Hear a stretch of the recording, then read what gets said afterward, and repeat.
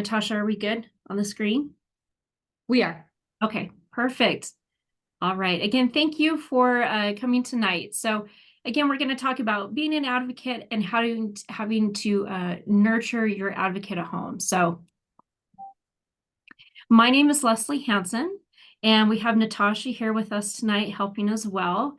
We are both parent consultants at the Utah Parent Center, and we both have children with disabilities. And so we're able to understand the issues that maybe you're facing with a parent perspective. So tonight, we hope that you can gain some information that you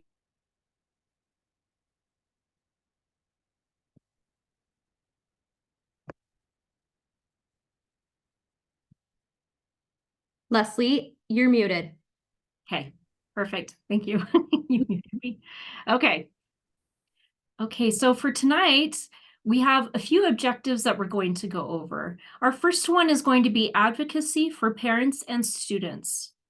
Secondly, we'll go over tips for success throughout the years. And then lastly, we will go over troubleshooting our experiences. I want to remind you at this time that this really is a brief presentation. We're not going to be able to answer all questions tonight, but we really do, want to help. So we do offer one-on-one consultations and support. You can take advantage of that by reaching out to the Utah Parent Center. We also have additional videos and materials on our website, and that offers a lot of information for you as you navigate this process with your students. Okay, so advocacy for parents and students. Parents and families are often their child's voice, especially in early life. You know your child best. Trust yourself and your instincts. However, as they grow, it really is important to give them as much of a voice as possible when it comes to decisions in their life. Sure.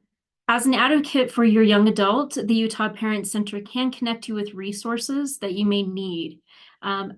Just by simply attending this class, you really are taking that first step into, doing what you can for your child. And really, you don't need to do everything at once. It can be very overwhelming. So, just kind of keep moving forward and use some of the tips that we have tonight. So how do we teach our children to advocate for themselves? This process does not happen overnight, so it really does take time. And a lot of time we can start when the children are early on, like 18 months even. If we model good advocacy, our children will learn from us. Transition age is the perfect time to develop and display those advocacy skills. Learn your youth, and let them take the lead as much as possible with your support, of course. So for an example of this, you may see that your child is struggling in class. Instead of emailing the teacher, help your child formulate an email and send it to the teacher. Give your child that opportunity to make choices and honor their preferences. Encourage autonomy. There's a couple of different ways we can do that. We can offer choices. Even children, like toddlers, they know they have little control over their lives, but we can give them choices when we can. So maybe deciding what to wear is a great method to start out with. We can simply ask our child, do you want to wear the green shirt or the red shirt? And that can build autonomy in them. Create opportunities for autonomy. So this is going to provide them with more independence when we offer choices. If a child is coloring and empties the entire box of crayons in the process, let them. Once they have finished their activity, ask for their help in putting them away. Give your child a task. Giving a toddler a task can invoke feelings of independence and boost autonomy. Ask them if they can help you push a cart at the grocery store. Maybe ask them to clean up their toys. Not only will these tasks help them channel some of their energy, but it will give them a taste of being in control and some freedom. You may even want to try to build their autonomy by letting them know that they do have control over their thoughts and opinions, that their opinions matter. So listen to them, allow them to act on their opinions. as a young child is developing, their emotions can feel really big to them. So as they learn to feel more autonomy, they may fail. But those feelings of failure can lead to challenging behavior, and they might have difficulty identifying their feelings. So label those feelings, validate those feelings, and that can also help promote autonomy. A large part of this method really relies on the observation skills of the parents, right? So if you note sadness, label the feeling as sadness and express that it's okay to feel sad. If they express anger, do the same. Being allowed to express their feelings is another way children can develop autonomy. And then lastly, let them work through challenges. So, as adults, we make mistakes and we learn through them, just as our children can experience those mistakes. And sometimes that can boost the autonomy. Allow children to safely work through those challenges and their independence. And maybe that will build their self-esteem, especially when they succeed. Okay. And then just a few more. These three, like structure, may be, having clear set rules, regulations, or expectations can really be supportive of a child's autonomy. Communicate these rules in a consistent way, and this will give children a clear framework with which to work and develop. And hiding spaces and dens can really kind of help that space aspect, right? That they kind of want their own space. They thrive in environments when they are given time to play on their own terms. So maybe some common ways that children can assert their autonomy is, again, claiming their own space. Maybe they have a corner they hide into, or a hut, and maybe they are there alone, or maybe they have their friends in there too. I mean, I can remember having my own tree house when I was younger, right? And that was kind of my space. And that was nice. Hey, Leslie, real Yes. quick. I don't see anybody in the waiting room, but our interpreter says oh, nope. She says she's in the waiting room. Do you see her? I can't see anybody. Let's Okay. see. Just because of where my settings are. No, you're good. I just wanted to make sure I Um, wasn't missing something. Amy just can said you she's maybe have her go out and try again? okay. Okay. And make sure that has the right link. Okay. Sounds good. Thanks, Leslie. Sorry. Thanks. Sorry, everyone. Okay. And then taking risks. So taking risks are a part of life. And giving children to learn those skills is something that we can do to promote their autonomy. So take the time to discuss those potential risks with your children and support them in making those informed, autonomous decisions. Overall, nurturing children their innate need for autonomy is a key skill for early childhood education. And we as parents, should be, and caregivers should be able to help promote that skill. And as people that are educating our children, they can also help that skill grow. So. Okay, let's then talk about when and where do we need to advocate. So advocacy can really take place anywhere, at any time. Some examples might be at home, at school, within the community, even with doctors and hospitals. Advocacy can even take place with friends and even family members. It really is like growing a garden. You plant your seeds of this advocacy or this autonomy, and it takes time. It takes time for them to root and to bloom. But some of the things that we may want to change might be small and seem insignificant, but eventually will lead to bigger changes. So we really have to be patient and persistent at this level of teaching this new skill, because it really can take time. We really shouldn't give up or get discouraged. And we need to make sure that our youth don't get discouraged as well. Again, sometimes they may fail. And that's okay, because we learn from our mistakes, and that risk taking is kind of what can help push us along. Okay, so IEP and 504 meetings really are a great place to begin. So if your student has an IEP and even a 504, generally at the beginning of that meeting, there's going to be a time where the team is talking about the student. Maybe the student is able to give some information about themselves. My son participated in his first IEP meeting last year. And while he wasn't wanting to sit through the whole meeting, I was able to talk to him beforehand and ask him, what do you find easy about school? What do you find hard about school? What are your favorite things about school?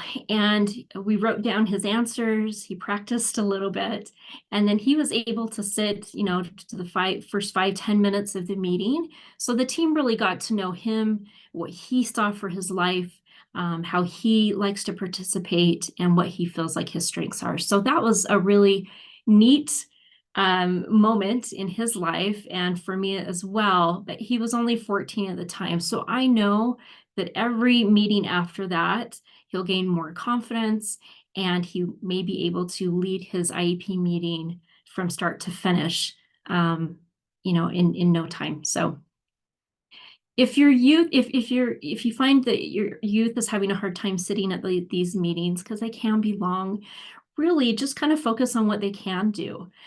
Is it a slideshow?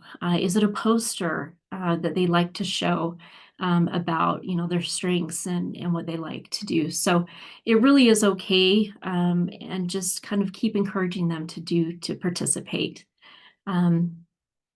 Okay. So let's talk about tips for success throughout the year. So we have a lot of resources available at the Utah Parent Center. We have one-on-one consultations. We have meeting support. So we can go to school meetings and support and help the parent advocate. And we do have resources for preparation for those meetings as well. Again, all of these are free services. And then we also have IEP tips for teens and IEP tips for parents. And so those are really great, great information sheets and also booklets that we have available for you to go over. And even the IEP tips for teens, it's really great for them to look at that and to kind of understand the information on there so that they can be effective advocates in their own IEP meetings. And I don't know if Natasha's back. We will get those linked. If she's not back, we will get those linked in the chat for you. And so you're able to look at those as parents and as teens. Okay. This is what our IEP handbook looks like. It's called Partners as Parents.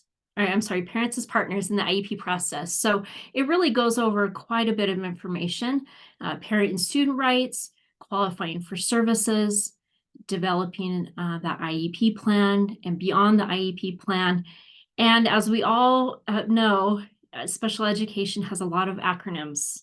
And so we have a list of acronyms in there as well. And then initiating that partnership, which we'll talk a little bit about tonight, but is so important to make sure that we are communicating with our team and that we're building a trusting relationship with them.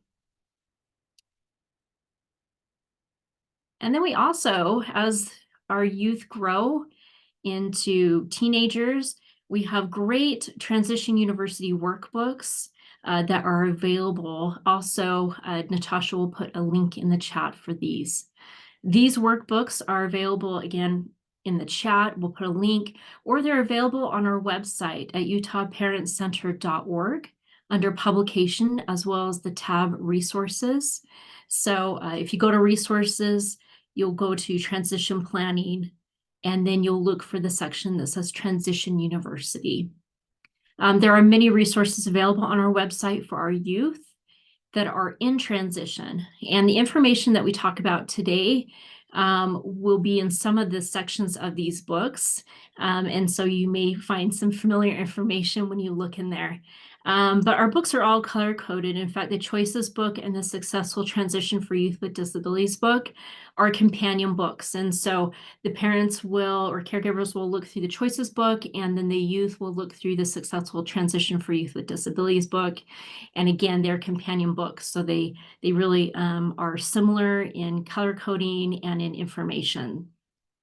I have found this to be a great resource for my teen as we're trying to figure out maybe what skills he needs to continue to, find employment, be able to gain the skills to live on his own one day.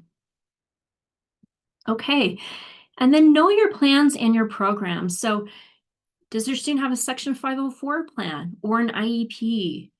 Or an individual health plan or a behavior plan or a safety plan. So there are so many different plans for your students' needs. And it is possible that your student may have one or more of these plans listed. So if you're not sure, please reach out to your school and ask. If you know which plans they have, but you haven't explored these in a while, it may be time to revisit them and understand what is needed to have a successful school experience for your students. So I want to make also a special note that knowing the difference between a high school diploma and a high school certificate of completion is very important at the point of when the child is starting to transition. So that's around 9th grade. That transition meeting for a student on an IEP is super important because your student is then put on a path to graduation. And so if your student has an IEP, you're looking maybe to modify some classes or a class schedule perhaps, or credits given. Please think carefully before you agree to those modifications because they really can impact the diploma route that they have available to them. And we really will, we're going to talk in the next few slides about graduation and kind of what that looks like as well. So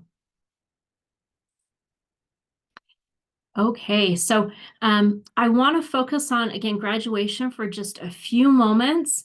In Utah, there are 4 graduation options available, and we'll go over these in more detail. But the first one's going to be regular high school diploma, alternative high school diploma, certificate of completion, and alternate high school diploma. Okay, if that's not confusing enough, right? So let's first talk about regular high school diploma. So this is a graduation credit requirement determined by the LEA. So that's going to be your school district or your charter school. It's going to end your free and appropriate public education. So it's going to end FAPE for your child. Team discussion on the rigor during educational goal setting. And then graduation is the change in placement requiring prior written notice. So that high school diploma is going to be awarded when the high school completion or graduation credits are complete. Again, that's going to be along with state and federal law. So if a student has met graduation requirements, the LEA may not withhold a regular high school diploma from the student, and the FAPE will end. I have had parents that have run against this before, where they thought that their student was not on the path to a regular high school diploma, and they realized that graduation is right around the corner, and their child has enough credits to graduate. So really keep that in mind. Please note that there is no option to test out of required credits. So for students who have a high level of proficiency in a class that's being offered in high school, there's really no way for them to test out. This option may be good for students who do not want to attend high school, continue to attend high school, but are capable of receiving a high school diploma. This option is for all high school students and should be discussed with the IEP team. Okay, let's go to the alternative high school diploma. This can be an adult education diploma or a GED. So GED stands for a general education development. If your child gets an adult ed diploma, that will end their free and appropriate education. but if they get a GED, they may be able to continue on to post-high. This is not a specific diploma issued by an individual high school. Rather, it's issued by the state of Utah. And it really is not specific to students in special education either. Okay, let's go on to our third option, which is certificate of completion. Amy, or sorry, not Amy, Leslie, real quick. Amy just got a hold of me. Our interpreter had the wrong link, so she should be on any minute. Perfect. Will you be able to link her? I hope you have the capability to do I'll so. try it for you. Yeah, thank you, You're Natasha. welcome. Were you able to link those in the chat? I did. I put them in for Okay, everyone. perfect. All right, thank you so much.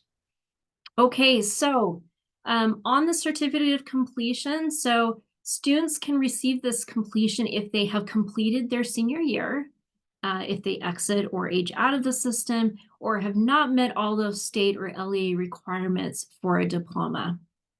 Now, I want you to pay particular attention to that a certificate of completion does not end FAPE. However, aging out at age 22 does. So the first two that we talked about, the regular high school diploma and the alternative high school diploma, those end FAPE. But a certificate of completion does not end FAPE, right? And your student could stay in the system until they age out at 22.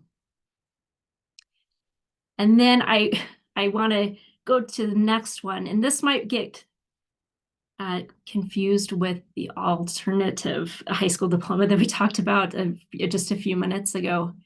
But this diploma is for students with a significant cognitive disability. So these are going to be students that are participating in the essential elements and the alternate assessments. This diploma does not end FAPE, and so the student can continue into that post-high program.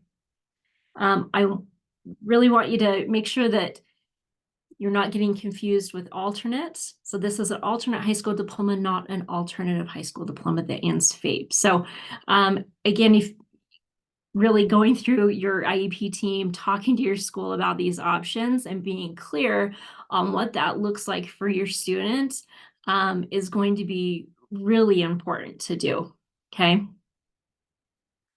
All right, so building support. So when we have a plan or an educational program in place, think about the ways that autonomy and independence can be supported through goals and other learning experiences. So just like we talked about in the beginning of our presentation, right? Like that autonomy, how are we giving our children the opportunity to learn that skill? And so really think about those ways, and starting early is something that will benefit your child as well.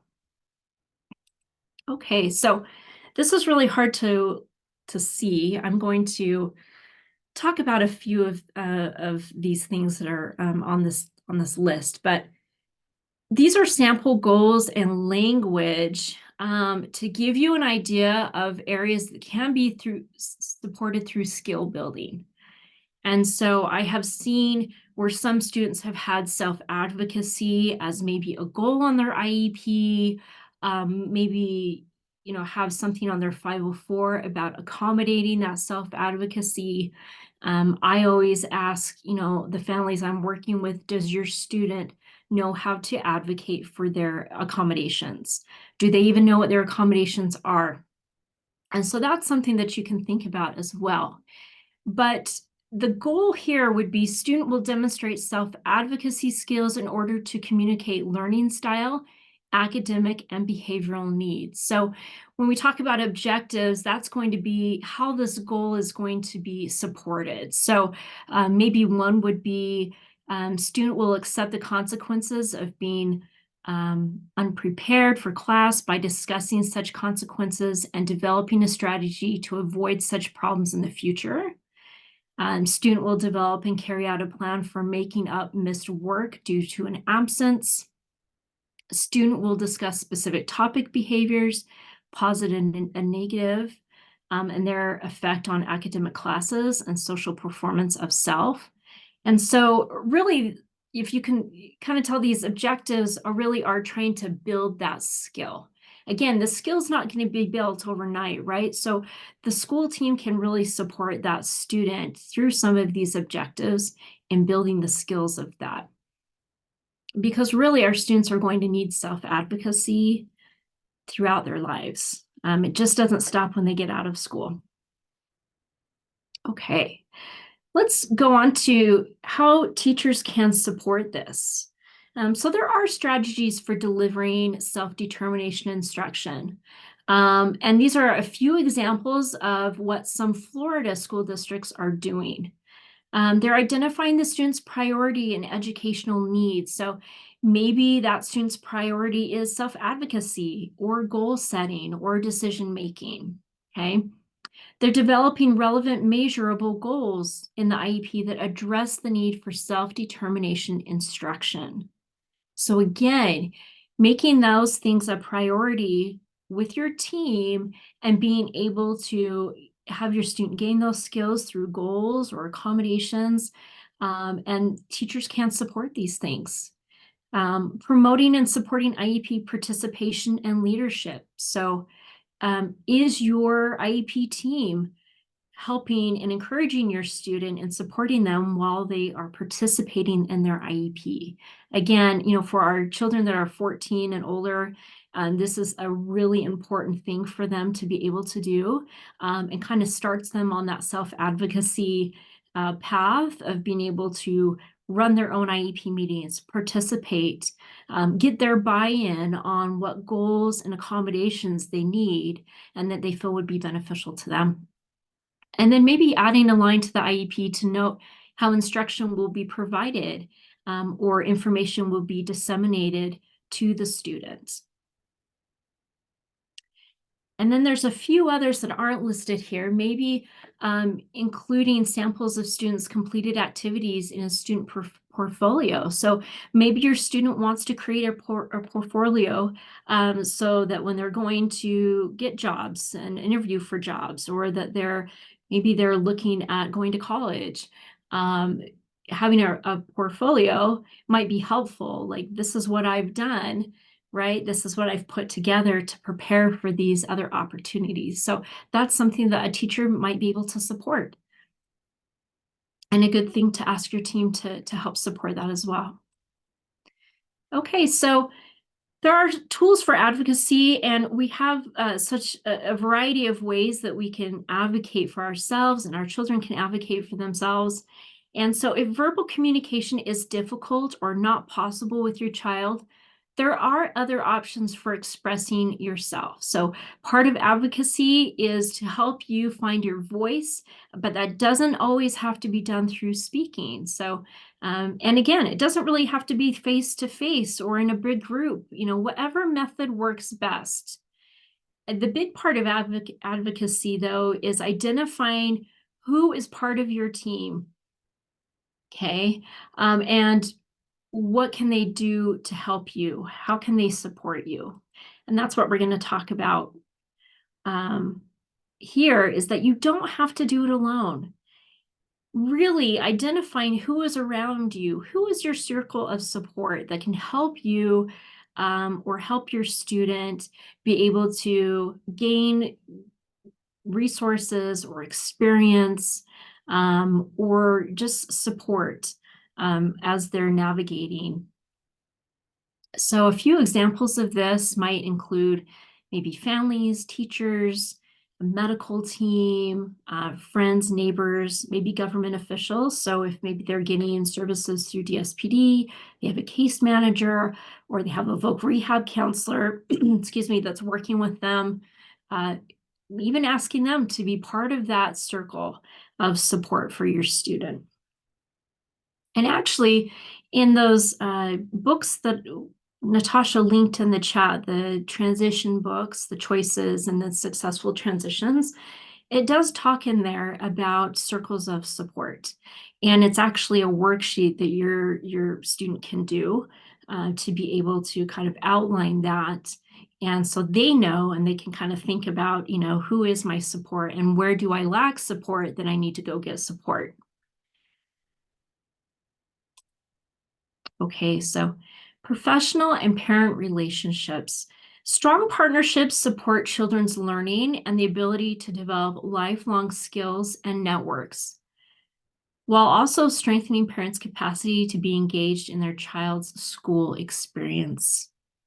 Research shows that when a partnership approach between parents and teachers is evident, children's work habits, attitudes about school, and grades improve.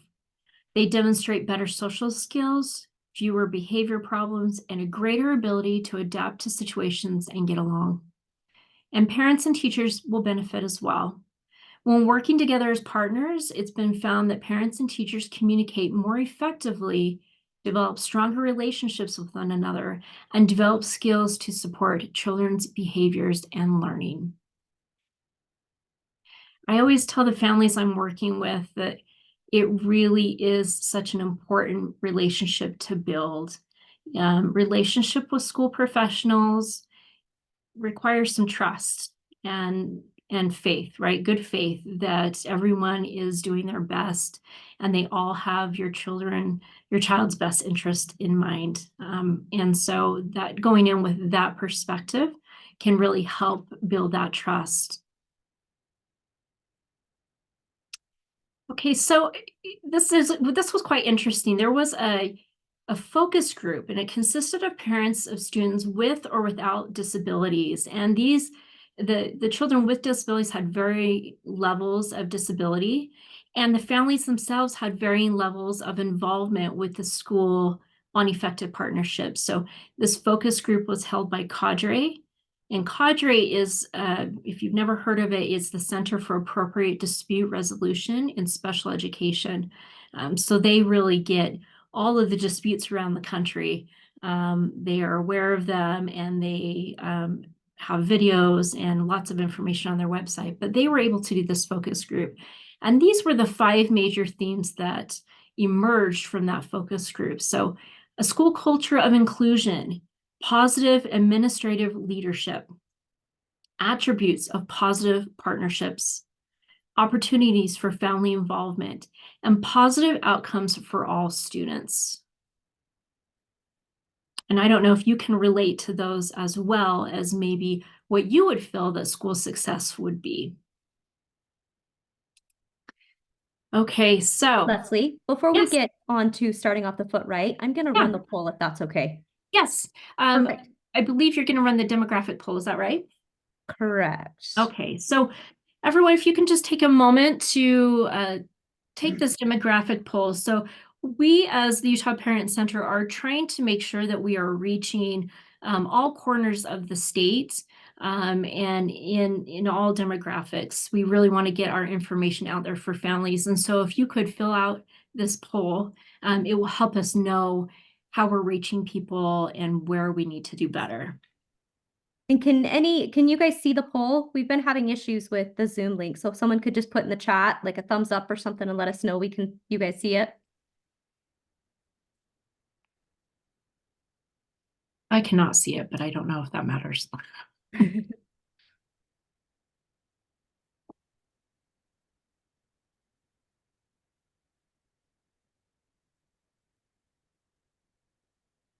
We'll just probably take, I don't know, a couple minutes, maybe, Natasha, 2 minutes or so. Sounds good.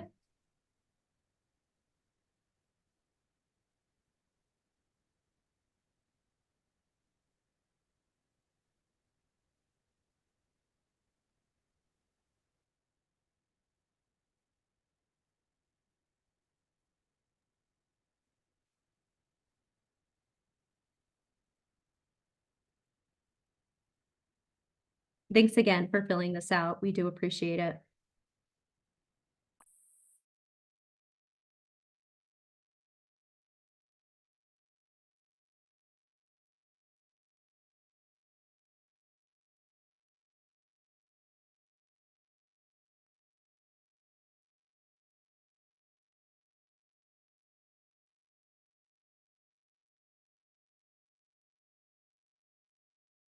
You think maybe another minute, Natasha?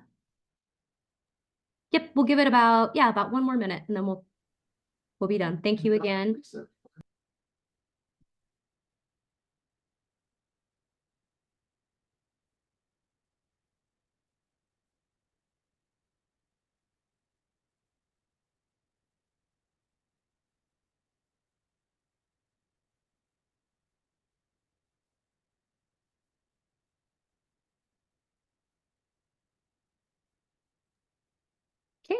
we'll stop it in about 30 seconds.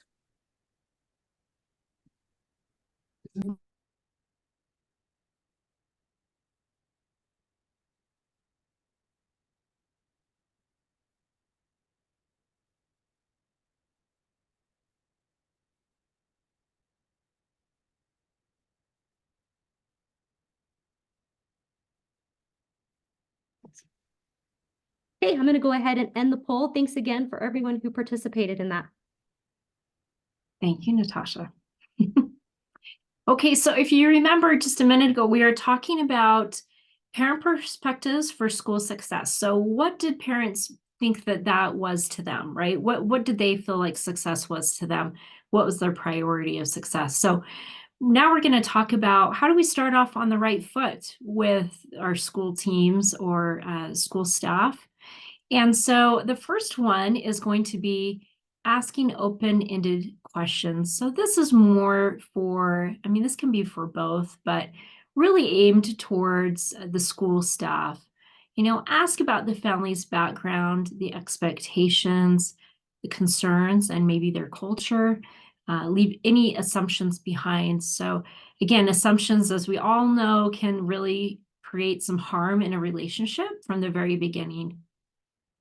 And then let parents know about school resources available. And again, parents, if you're not knowing about what the school resources are available, you can ask this as well, right? So letting parents know that there are people at the school that are available to talk about concerns or answer questions.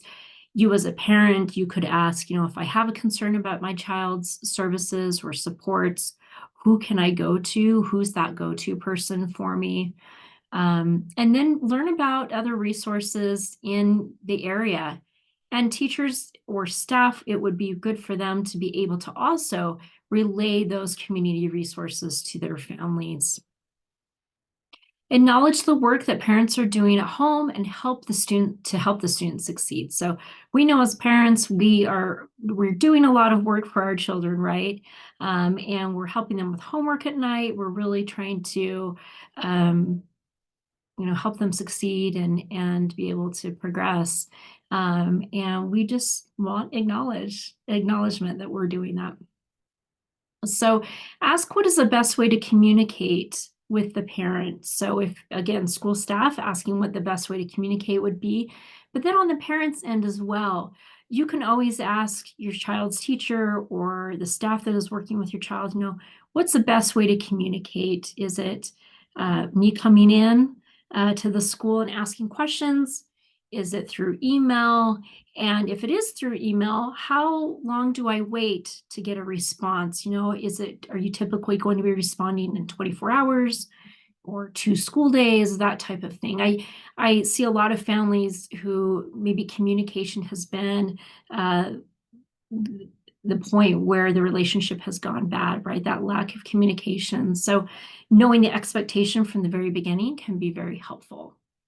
And then be positive about the student's outlook. So again, if you're staff, be positive about the student. And if you're a parent, letting the staff know what is your child's strengths and maybe what they need to work on a little bit. Maybe they, or some weaknesses that you're seeing or that they have told you as well. Okay, and just some more. Asking about opportunities to get to know the school and its staff. So are there open houses? Are there meet and greets? Or open door policies? Are staff pictures, roles, and emails clearly posted online? Or is there a directory somewhere? And again, if there's not, staff can provide training for that, or using school and classroom platforms. I have been in meetings before where a parent does not understand maybe the classroom platforms or where things are posted, and how do I get to this or that.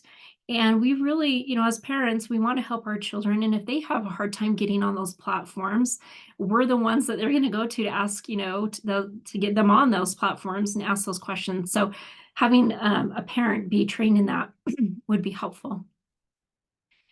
Again, clear and effective communication on activities and requirements. And then helping families with limited English proficiency understand the options. So being prepared with basic information and preventative strategies to have with conversations, including interpreters. And then, together, how can we support the student at home? What are you doing, teacher, in the classroom that I can mimic at home, that we can, both be on the same page, so that my student can succeed? And then, as always, smiling, right? Smiling is something that I don't see a lot of people smile when I go into school meetings, but it really can diffuse a lot of that tension. So just smile. Okay, so what if there are problems? How do we troubleshoot that experience? Leslie, we're at 7:13, just a heads up. Okay, thank you. Okay, the most important trip you may take in this life is meeting people halfway. So meeting people halfway is going to mean, listening to them, clarifying those asking questions, sharing information, right? We all need to meet each other halfway, and good communication skills will make that important trip one worth taking together. Okay, so expectations. Your voice matters and your student's experience matters. So again, if you are having trouble, it is on you or your student to let the teacher know about this. The system is built to hear people's voices and gather input for improvement. This means that the students and parents have to have their voices and opinions and worries and concerns addressed. So without this piece solidly in place, it really is difficult to right whatever wrong are a part of those experiences. Okay, so communication basics. We're going to just quickly go over these. Again, I see a lot of communication that becomes more and more of a problem in the meetings that I attend, because nobody caught it in the beginning, right? We just kept not communicating well, and then the problem got bigger and bigger. So, clarifying information, making sure that you understand what is being said. So even if you have to repeat that back, clarify that information. Express concern and feelings with a purpose.